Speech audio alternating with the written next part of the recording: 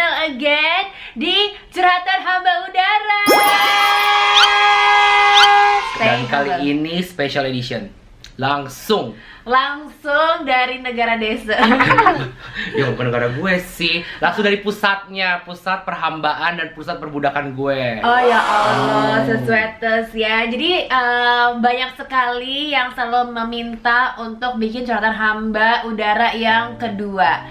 Dan kebetulan karena gue di offload ya. Namanya juga tiket staff ya, Nek. Namanya Tiket juga murah. tiket staff ya kan. Walaupun Eko udah kehidupannya hedonista ya, Nek.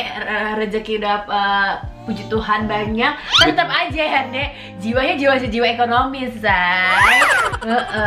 Jiwa ekonomi yang penting cuan. Yang penting cuan, ya kan? Oke, ini banyak banget pertanyaan buat lo. Gue tuh bingung loh, kadang-kadang gue suka mikir kayak apa sih dipertanyakan dari kehidupan ini? Kan semuanya sudah gue expose loh.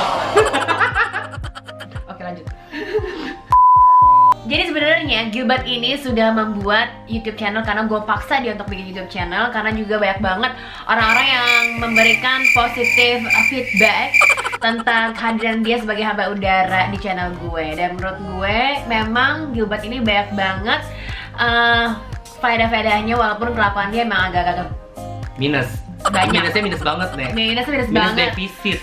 Ya kan banyak banget, tapi gue juga melihat dia tuh banyak sekali positifnya. Omongan dia emang boleh lenceng banget ya, cuman tuh kok ada wise-nya juga orang ini gitu ya. Jadi kenapa gue memilih dia, dan menurut gue dia kan suka curhat sama gue. Jadi menurut gue Bon itu bisa jadi konten banget, dan buat orang-orang di luar sana yang pengen jadi hamba udara, lu tuh bisa banget nih si Gilbert ini ya kan. Pokoknya gue udah bilang sama dia, tahun 2020 dia harus bikin konten minimal Minimal 1 setiap bulan, kalau bisa 1 setiap minggu. Janji. Iya, janji. Bukan begini dong, harus Janji. Dan juga buat tabungan dia buat pensiun aja teman-teman, di-subscribe dulu dia punya YouTube channel, di-subscribe. Oke. Alright, jangan lupa turn on notification dan follow Instagramnya dia biar dia bisa mengumpulkan dana kembali ke ibu kota, Kak. Purna bakti, Kak. Udah tua, capek dorong-dorong troli. Pokoknya dia akan curhatan diri dia sendiri ya. Oke, sekarang banyak banget pertanyaan-pertanyaan yang minta untuk keliling ke tempat tinggal dia. Tapi kan ternyata Karena itu kan security reason, jadi gue janji sih gue bakal upload one day tentang kayak gimana sih bentuk apartemen gue. Cuman gue gak gitu bisa banyak akses karena memang itu high security risk banget. Bukannya gue yang gak mau ituin sih, cuman maklum ya, Nek, kalau seandainya kalian yang udah tahu Ngondek Airways itu apa, ya itu aturannya segala macam diatur, napas aja diatur gitu loh. Jadi agak susah buat ngerekam daerah-daerah rawannya. Cuma gue janji one day gue bakal bikin bagaimana sih bentuk apartemennya, fasilitas apa aja ada di apartemen itu bakal gue upload. oh iya, dan kebetulan karena dia itu sudah termasuk senior, dia baru saja pindah ke kamar, katanya master bedroom, katanya segede ruangan ini kakak. Nih, katanya segede ini. Tuh, lebih gede malahan sebenarnya. Tuh.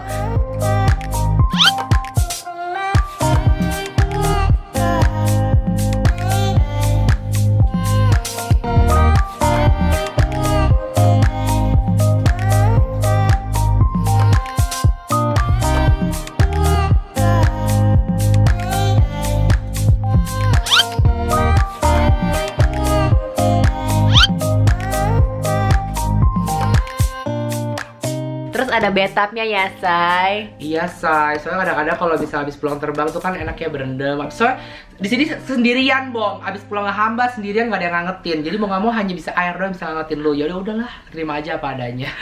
Begitu. Terus itu domnya itu berapa banyak sih orangnya di situ? Oke, kalau jadi sebenarnya di daerah sini tuh, bahkan kayak di seberang kita semua tuh itu juga yang sebelah situ tuh. Hah? Itu tuh punya Ngondek Airways juga tuh. Sebelah sini juga Ngondek. Jadi dalam satu kota negara ini itu kayak sekitar ada kurang lebih mau 10 sampai 15 blok apartemen high rise building itu hanya buat para hamba udara. Dimana perempuan dan laki-laki dipisah. Makanya lo nggak bisa ke tempat gue karena nggak muhrim. Tapi jangan sedih, Say. Ingat, Ngondek Airways itu sangat supporting equality. Hanya laki-laki yang boleh ke rumah laki-laki. Karena itu gue suka sama perusahaan ini, ya kan ya, Dek?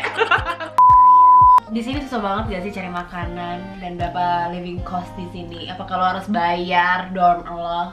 Oke, basically kalau seandainya buat dorm itu semua gratis. Dorm itu semua gratis, listrik, air gratis. Jadi AC gue tuh nyala 365 hari, ya, buat Even lo terbang? even gue nyalain. Bukannya gue nggak hemat energi say, karena di sini itu lembabnya lembab parah banget. Dulu tuh gue selalu matiin AC kan. Tapi efeknya itu jadi ke kasur tuh kayak ada apa sih? Mold ya, apa sih? Jamur gitu loh. Jadi memang kita mau nggak mau mesti nyalain AC supaya tetap kering kamarnya. Dan saya itu emang dia berongkut loh. Ya kan, secara kan timbunan lemak di sini kan banyak nih ya, Bo. Iya, Jadi iya, kan iya. agak selalu kepanasan. Apalagi I'm having a hot flash, udah mau menopause. Ya Allah cepet banget menopause ya deh, belum 3 pelong pada lo.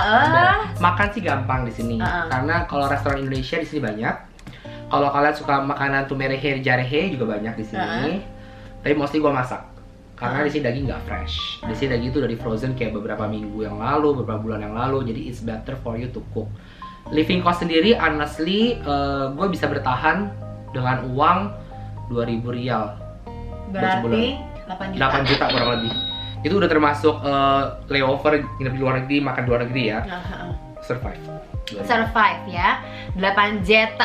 Berarti gaji Anda tuh berapa sih? 8 juta aja dia bisa survive kah? Hello. Gaji gue sih gak banyak, I'm not rich. Oh iya, I'm just right. comfortable. Nah,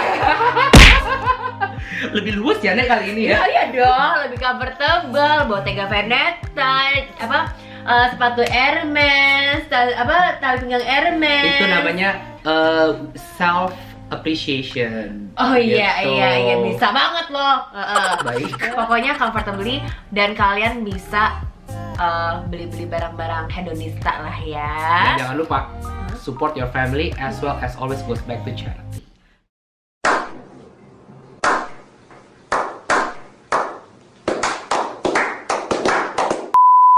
Dan sekarang kita mau nanya, karena gue sempat lihat instastory lo dan lo bilang kayak ya nggak semuanya itu enak sih gitu lagi di pramugara dan pramugari, karena banyak banget teman-teman di sini yang bukan gue. Betul. Ya kan? Betul. Suka dukanya dong Nek, emang tuh sesusah apa sih? Emang lo kalau terbang tiap kali ganti tim atau gimana sih? Definitely. Jadi lu setiap terbang itu lu pasti ganti kru. Terbang dengan orang yang sama itu nggak akan terjadi dalam waktu 3 tahun. Jadi kita tuh bener-bener dynamic banget, ganti terus. Jadi yang namanya mau punya temen satu itu tuh di sini tuh susah banget. Kayak bener-bener temen yang buat kalau kita pulang terbang mau jalan gitu, itu almost impossible. Banyak teman yang benar-benar mungkin dulu ngerasa kayak I just know him, barely know him. Tapi justru itu yang benar sama lo, yang benar anggap lo teman. Karena mereka memang nyaman sama lo. Tapi di sini juga ada yang kayak, baby apa kabar, ngomong. Tapi di belakang lo tuh kayak ngomongin lo yang enggak. Tapi kalau udah ngomongin lo nih ketemu lagi, baby lama gak ketemu, banyak di sini. Jadi memang suka dukanya banyak.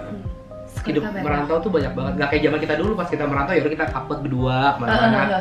Enggak, di sini enggak. Enggak, say. Totally enggak. Jadi selama 3 tahun lo akan selalu di rolling terus dengan orang-orang yang berbeda. Exactly. And then how you handle that? First of all sih yang pasti you really need to know how to adapt. Like adapt by means mungkin kalau teman-teman suka ngomong kayak iya gue easily adapt kok, it's not that easy. Adapt tuh caranya gini contohnya. Ada mungkin di beberapa warga negara lainnya gitu, contohnya orang luar negeri lainnya tuh yang kalau saya megang kepala tuh biasa aja. Tapi kalau buat kita orang Asia kan kayak you don't touch my head dude, gitu kan ngomong dude. Harus gitu dude-nya tetap gitu kan? ya. Cuman ya itu dia kayak sometimes kita nggak boleh, we don't take things personally gitu. We have to take things in a bigger picture. Mungkin buat kita kayaknya orang nggak sopan, mungkin buat dia itu ya is their normal life gitu. Jadi jangan terlalu sensitif. Harus lebih take everything in a bigger picture and don't take things personally. Itu sih buat gue kalau saya buat adapt dengan orang yang berbeda setiap harinya. Terus the nicest thing that you have get from your colleague apa? The nicest thing that I get from my colleagues itu ketika gue harus terbang di saat birthday.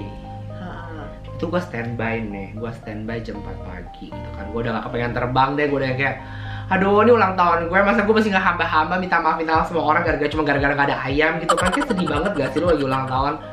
Terus akhirnya gue dicomot terbang, dari standby comot terbangnya ke Nice, France.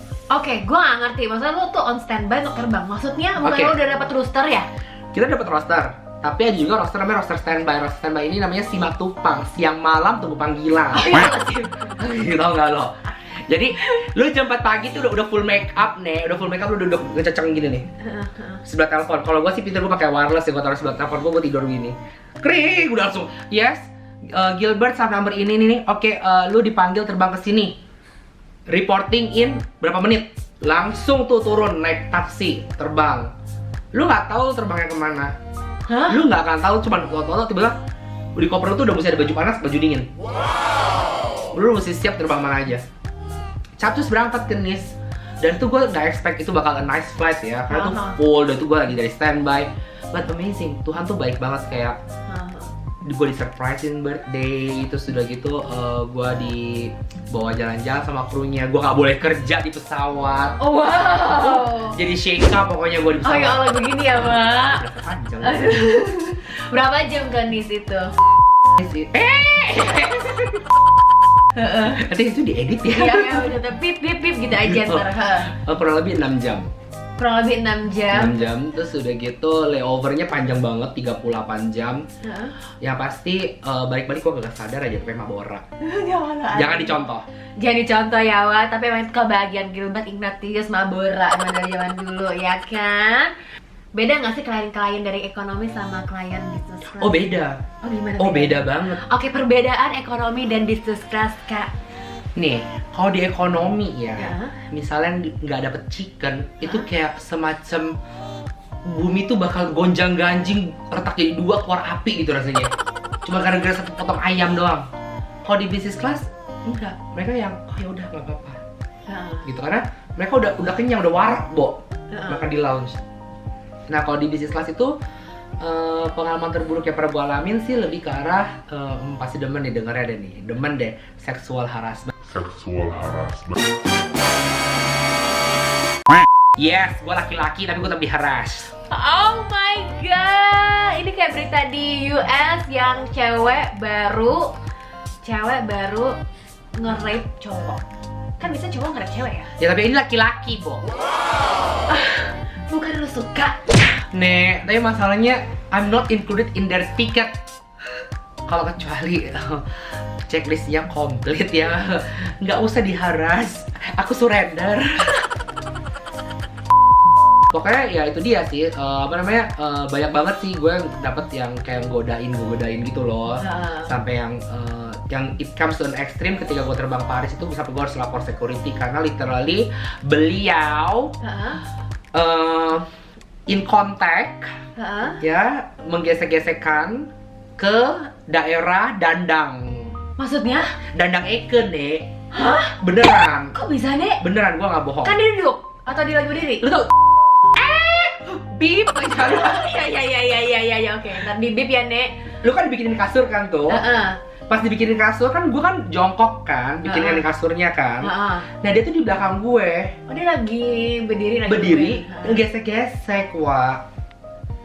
Dan gue tuh keringet dingin, gue nggak tahu bukan keringet dingin enak ya. Gue tuh sampai yang ini gue mesti gimana ya, kayak gue nggak bisa bergerak lagi gitu karena kayak lu ngerti gak sih when you come, kalau gue sekarang bilang bisa gue gampar, bisa gue apa aja, ketika lu terjadi sama lu tuh you are in a deep shock gitu, lu yang kayak it's really happening gitu. Akhirnya gue sampai yang gue langsung gue dudukin kursinya kayak sir, just to let you know I am verbally warning you that I'm not included in your ticket, move away while I'm doing my job.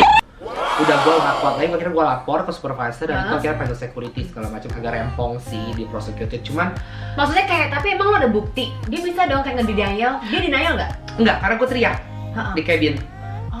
Jadi ketika gue teriak, gue attract other customer untuk ngeliatnya gitu loh, ngerti gak lo? Jadi gue langsung yang kayak langsung kayak muter balik gitu. Jadi penumpangnya kayak langsung nengok semuanya dengan apa yang dilakukan, kelihatan banget kan posisi dia dengan posisi gue kayak gitu. Wow, terus what happened to him?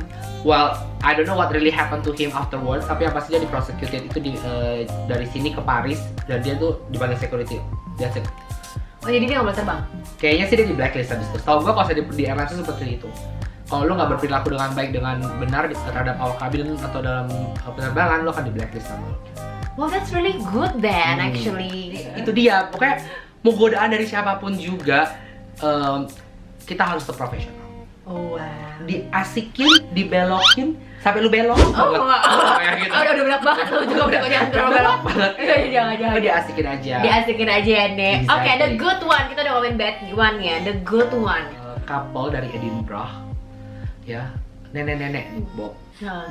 Honestly, I'm not good with nenek-nenek. I'm not good with children. I'm good with koko-koko. Jelas ya, terpampang jelas. Goodnya Ya, sama kan? koko-koko manja. I'm not good with this kind of people gitu loh. Dan ini orang tuh yang udah rapuh banget gitu loh, yang back pain. Dia memang duduk di business class gitu. Tapi kalau di recline seatnya dia sakit. Udah gua kasih padding bantal sakit. Akhirnya no choice. Yaudah gue attach sama dia, gue ajak dia ngobrol, gue distract dia, gue ajak dia keliling cabin, bong, jadi gue sambil kerja gue ajak dia keliling, gue kasih dia bersihin toilet, dia ketawa segala macem, hahaha hihi. Dan gue nggak nanya banyak sebenarnya tentang itu, cuman pada akhirnya pas dia mau mendarat dia bilang, I lost my grandson 2 years ago. He's flying also as a cabin crew in Europe, gitu. And you remind me of him, the way you work, you are so cheerful, you are so energetic, you are so into this job, you are just like my grandson. Jadi kembali lagi yang gue itu is a small thing, I don't do anything gitu, cuman gue melakukan sesuatu hal dengan tulus, dengan yang memang gue seneng lakuinnya, dengan bangga gue lakuinnya. Bagi orang lain itu merimain dia dengan seseorang yang sangat berarti bagi dia gitu loh.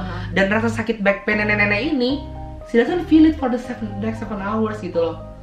And you know what comes back to me? Yes. I didn't expect anything. I didn't expect nenek-nenek buka email dan nulis letter ke company. Sumpah. Yeah, her daughter. Huh? So she tell her daughter about her experience in flight, and her daughter write to the company and appreciate the way that I work.